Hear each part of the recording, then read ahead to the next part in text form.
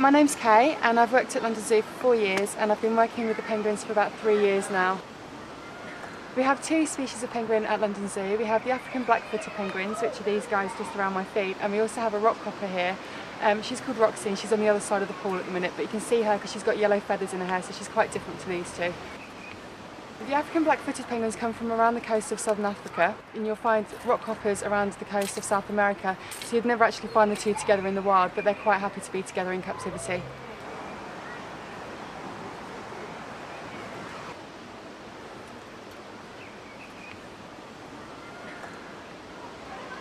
If you have a look at a penguin, they're actually all unique. One of the ways the keepers all tell them apart, because we know them all individually and we know them by name, so one of the ways we tell them apart is if you look at their stomach, you can see they've each got a spot pattern on their stomach, and that is unique to each bird, so it's kind of like a human fingerprint, and no two penguins will have the same spot pattern, so it's a really useful way of kind of getting to know who's who. Penguins are really adapted for an aquatic lifestyle. If you have a look at them, they've got really tough flippers, and they're basically what their wings are fused, so they can't actually move them in the same way as other birds, but they're brilliant for moving the water out of the way. They can swim up to the speed about 30 kilometres an hour.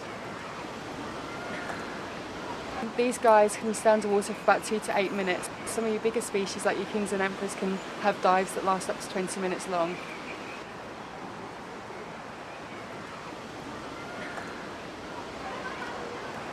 Penguins get fed 3 times a day. They get sprats at every meal, but in the morning this is supplemented with a vitamin tablet and a salt tablet, and that's just to ensure they're getting the correct vitamins, because obviously when you freeze fish it degrades slightly, so we just put the vitamins in to make sure that they're getting the correct nutrients.